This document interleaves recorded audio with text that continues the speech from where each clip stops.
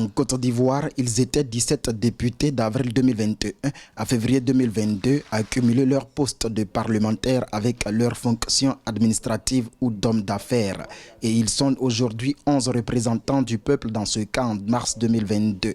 Tous issus du parti au pouvoir, le Rassemblement des oufouettistes pour la démocratie et la paix RHDP. Ils ont déjà été sommés en octobre 2021 et en janvier 2022 par les autorités du pouvoir législatif du pays afin de mettre un terme à cette incompatibilité.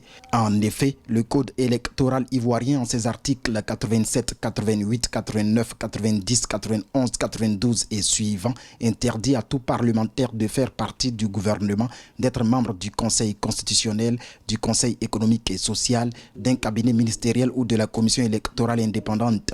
La fonction parlementaire est également incompatible avec celle de président du conseil d'administration, de directeur général, de chef d'entreprise et bien d'autres. Et les 17 députés se trouvent dans l'un de ces cas de figure, cumulant ainsi d'autres salaires en plus de celui de parlementaire. Les lois doivent être impersonnelles dans notre pays et elles doivent s'appliquer à tout le monde.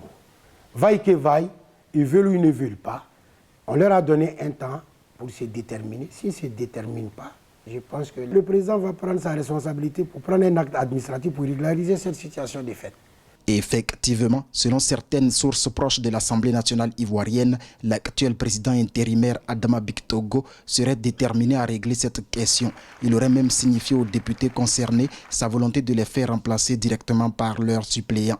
Une méthode qui porte peu à peu des fruits, car 6 sur les 17 députés cumulards se sont mis en règle. Les 11 parlementaires restants pourraient donc très bientôt clarifier leur situation. Ils ont reconnu qu'ils ne peuvent pas être député en même temps, être nommé à d'autres fonctions. Donc, ils ont rendu démission. Nous attendons quelques-uns qui n'ont pas encore déposé leur dossier. Ils ne sont pas nombreux, mais ce n'est qu'une question de temps. Ils vont tous se conformer à la loi. Je crois que nous sommes sur la bonne voie.